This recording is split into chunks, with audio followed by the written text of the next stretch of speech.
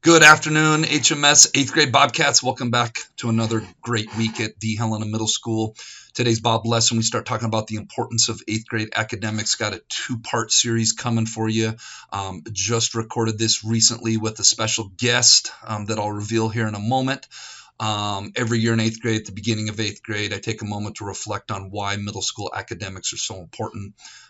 There are those occasions where we get 8th graders that take their foot off the gas, 8th graders that start to think they've made it, 8th graders that lose a little bit of that focus on the academics and kind of have this mindset sometimes of, I'll pick it back up when I get into high school when it's for real. In life, hot take, in life, whenever you take your foot off the gas pedal, whenever you get complacent, whenever you think you've made it, that's when you start to go on the decline. You're either rising or you're falling in life. And yeah, we're going to have some bad days. We're going to have some bad moments. We're going to have some bad chapters maybe in life or some bad seasons where we're not our best. But mindset should always be every day, get up. Let's do our best. Let's keep trudging forward. Let's keep working hard. On that note, let's get to this week's Bob lesson. All right, Bobcats, 8th grade Bobcats, the wait is over. Our special guest this week is none other than Mr. Kessler, principal of Helena High School. Mr. Kessler, thank you for joining us today, and thanks for taking your time to do this. Yeah, Mr. Plato, thanks for having me. Very excited to have this conversation and start to make connections. And we look forward to having, I think this is the class of 2030 that would be joining us next year. It is the class of 2030, and let's just get it right out there. One of the newer things that have happened, we're recording this fall of 25, is brand new Helena High School that all these kids are going to get to enjoy on some level when they get to Helena High. I'm sure you guys are feeling awesome about that as well. Yeah, it's a very exciting time. I think a lot of excitement about, support for public education, but also to put ourselves in a position where we're going to have a building that's actually ready for 21st century learning, that we can grow, collaborate and have available to us.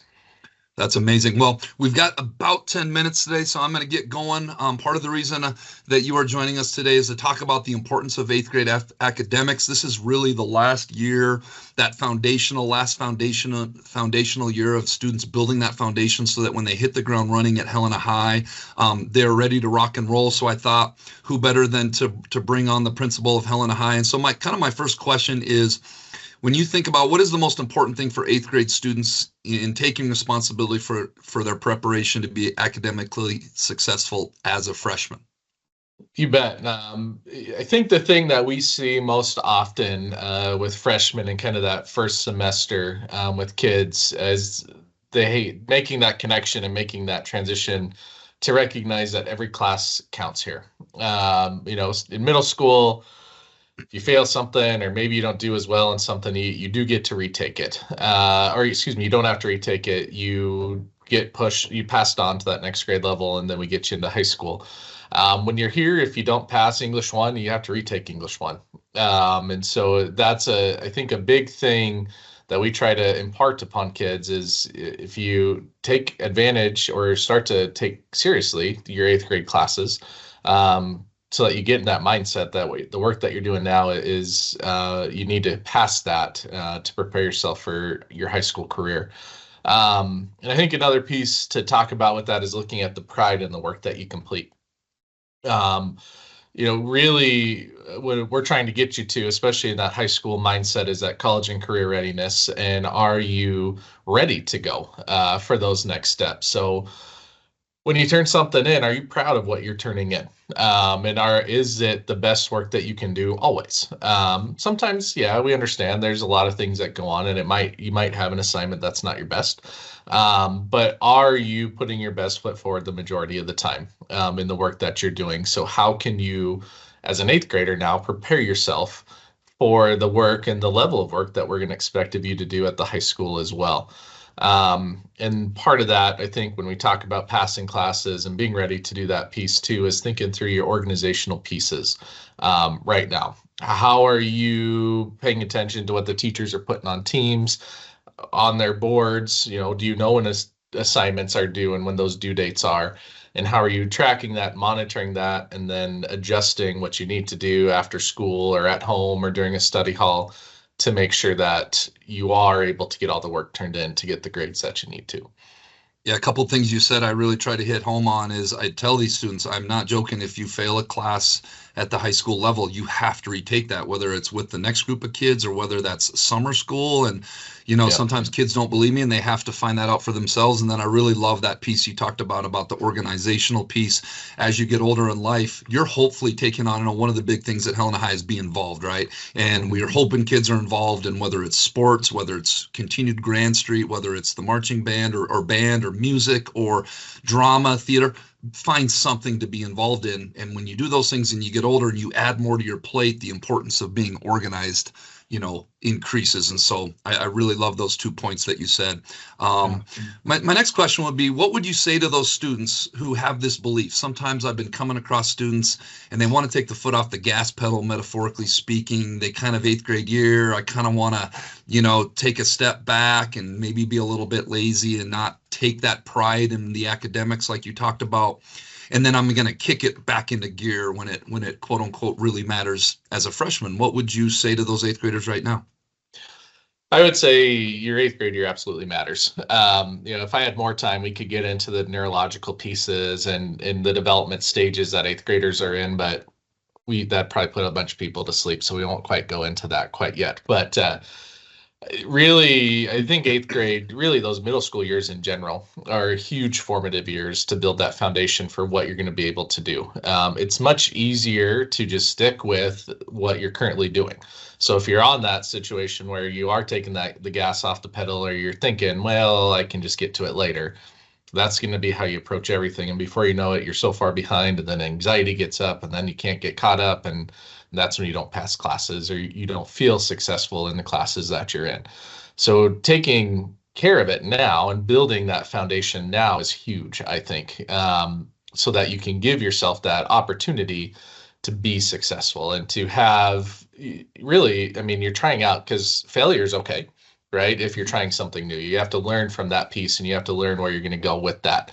So eighth grade, let's try some of these new organizational pieces. Let's try something new to see if that's going to work for you as you come up into the high school grades so that you can be successful in those classes. And the other piece to that to remember that's important that I don't think many people understand when we're looking at like math placements or English placements or any of those kind of things, your eighth grade grades are a huge part of that discussion piece that we take into consideration. So if you don't really should be in a class that's going at a slower pace, don't put yourself in a situation where we're going to put you in there because that's what it looks like your skills are Mm. currently in that situation. So taking pride in your work again with that and really pushing yourself to be the best that you can be is going to set you up for the best success that you can have here at the high school. I love it. I love that idea of, we were both former athletes, practice how you're going to play. You can't just practice a Mhm. certain way and then think you're going to turn it on game day. Life should be about the routines and the attitudes that you take every single day. One of my first principals told me that if you're a good person and you work hard, and you treat people the right way, like there is a place for you in the world. And so much Right. of it is just doing the right things day to day, being a good person. Um, is there a certain topic area, when you come in? I know you've been an admin at the high school level for a handful of years. Is there a certain area that you see freshmen that come in and they consistently struggle with, like whether it's a developmental thing or it's that transition thing? Is there an area that you see students focus or freshmen come in and struggle with that maybe they can start to address some of those things right now so that they are better prepared? You bet. We do see some common themes with that and what we try to help kids with, and we always call them executive functioning skills. And how do you monitor that organization, time management, those things. But I think a couple big ones that are important is asking for help. Yeah, I think we see a lot of times where maybe it's not cool to be asking or showing that you might not understand something, but then you just get frustrated and you continue to not understand some of that. So I think it's very important. You don't have to do it in front of everybody all the time, right? Hmm. But being willing to ask your teacher for help or ask a counselor or come and see us in the main office to because something's going on. be willing to do that. It's going to set you up for success. I ask for help all the time still, Mm-hmm. in my position. So it's a good skill to have, and a good thing that we see people struggle with is we don't know you don't understand it if you're not communicating and doing that piece with us. The other thing that probably we see the most struggle with is cell phone use and social media. And those pieces of being able to not be connected. I get, it's fun to be on the social media sites and there's some cool things out there, but it has a huge detrimental effect to attention. The stuff that can get shared out there can cause a lot of issues for a lot of kids. I'm Mm-hmm. sure you guys already see that. Mm-hmm. But Yep. just finding a way to be appropriate on that and not let that rule your life. How do you disconnect? How do you not share the things you shouldn't be? And how do you behave appropriately on there so that it's not something that's causing issues for other people as well? And then, yeah, the last piece is probably just as a freshman getting in there is figuring out that time management aspect of how do you juggle everything else that's being thrown at you right now, and still get sleep. I mean, that's a big thing too. How do you Yeah, find time for manage your sleep? time. Ask for help. I was just saying, I was in the sixth grade classrooms the last couple of days. I talk about if you're doing life right and really pushing yourself, you should always have to be asking for help because that's how you grow. And Yeah, then the cell phone stuff. Yeah, I was just at the gym yesterday morning and I just took a moment and it was before school, like 6 a.m. and I saw somebody on the machine and they're doing this and another person. And you even see adults, in our yeah, society that just don't have a healthy relationship with their technology. It's not just the kids a lot of times, but it is the adults as well. And I know we're going a little over 10 minutes, but I feel like this is such good information. I have no problem breaking this into a two-part section. So yeah. your feedback is so amazing. Please don't feel rushed. All right, this week's Jelly Bean Question of the Week winners: Hannah Tisdale, Alfie Mitchell, Ariana Smith, Justin Cooper, Signe Richardson, and Ollie McNaughton. The answer to last week's Jelly Bean Question of the Week was envelope, I believe. It was something like what starts with an E, ends with an E, but only carries one letter, only has one letter. That'd be an envelope.